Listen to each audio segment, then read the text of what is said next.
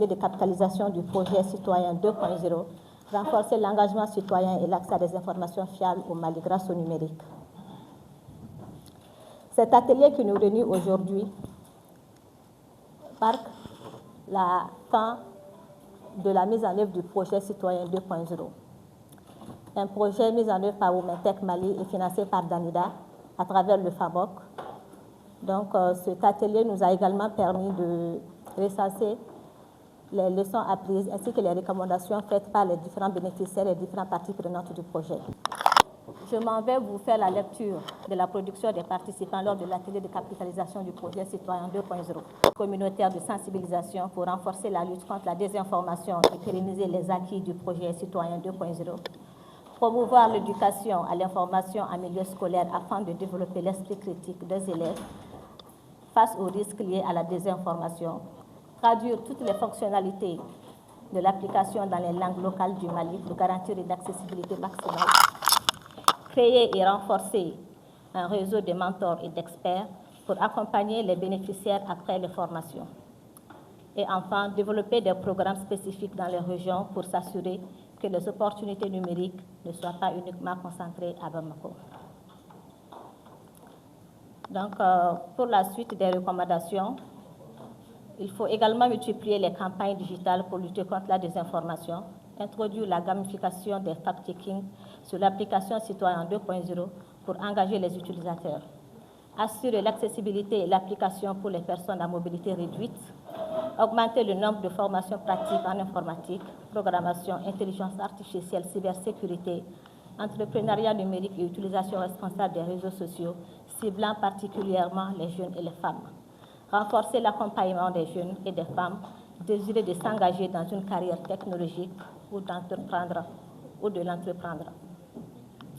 Encourager la création des solutions numériques locales qui répondent aux bénéficiaires aux besoins concrets des communautés dans les domaines tels que l'éducation, la santé, l'agriculture, l'administration, l'emploi et la santé. Créer des espaces d'innovation et de collaboration où les jeunes peuvent développer leurs projets et bénéficier d'un soutien technique. Promouvoir une citoyenneté numérique responsable en luttant contre la désinformation, les discours de haine, les arnaques en ligne et les usages dangereux du numérique. Établir des partenariats durables avec le gouvernement, les collectivités territoriales, les entreprises privées, les ONG internationales, les universités et les organisations de la société civile. Donc, ainsi prend fin ici les recommandations à l'endroit de l'association Womentech Mali. Donc, les recommandations adressées aux bénéficiaires. Il s'agit notamment de promouvoir les acquis du projet au sein des organisations de base des bénéficiaires, adopter un usage responsable du numérique pour garantir la sécurité et l'intégrité des informations, utiliser l'application Citoyen 2.0 de manière efficace et efficiente pour maximiser son impact. Créer une communauté active des bénéficiaires, favorisant le partage d'expériences et d'apprentissage. Agir en tant que relais communautaire pour véhiculer les messages et les bonnes pratiques acquises durant la mise en œuvre du projet Citoyen 2.0.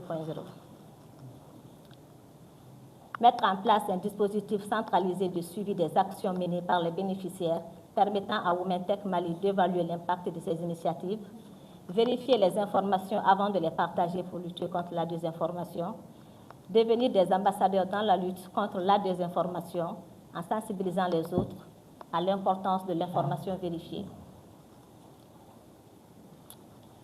Les recommandations adressées au gouvernement du Mali.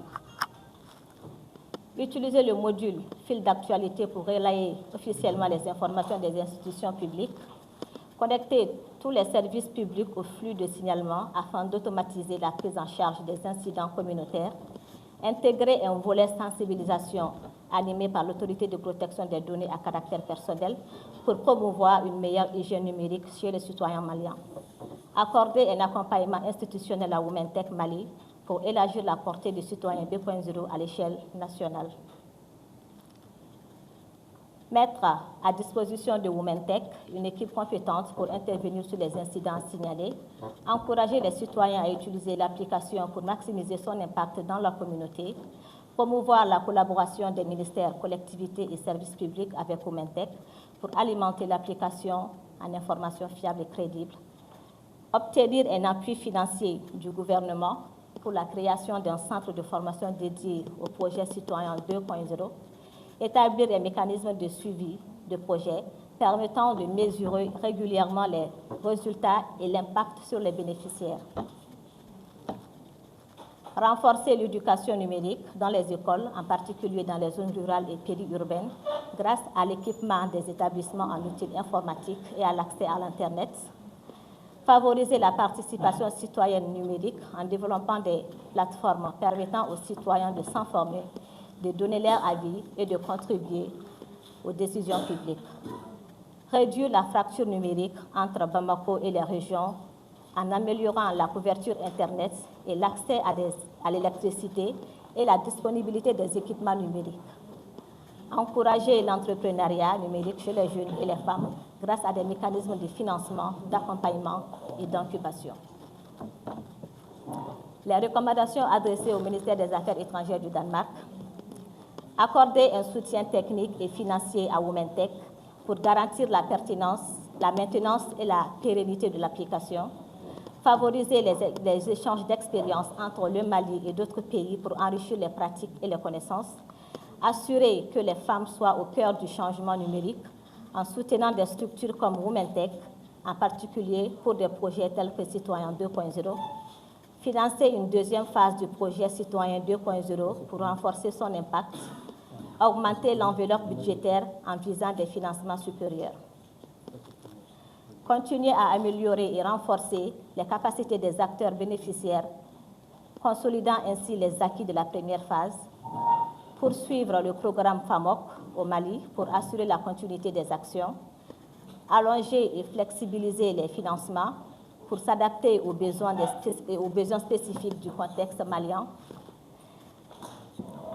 Prendre en compte la fracture numérique dans les stratégies de financement. Garantir un suivi technique continu de l'application développée en évitant son obsolescence, en sécurisant les données des utilisateurs et en assurant une modernisation efficace des espaces de dialogue. Le FAMOC devra plaider auprès de ses partenaires en se basant sur les résultats acquis du projet Citoyen 2.0. Aider à documenter et partager les résultats du projet pour fidéliser et attirer d'autres partenaires techniques et financiers. Promouvoir les résultats de la première phase pour renforcer la crédibilité auprès des bailleurs et mettre en avant l'impact du projet. Demander le prolongement du FAMOC en adressant une sollicitation spéciale au ministère des Affaires étrangères du Danemark. Assurer la pérennisation et l'ancrage de l'application mobile pour garantir sa durabilité à long terme. Les recommandations adressées au FAMOC: des informations fiables à travers le numérique.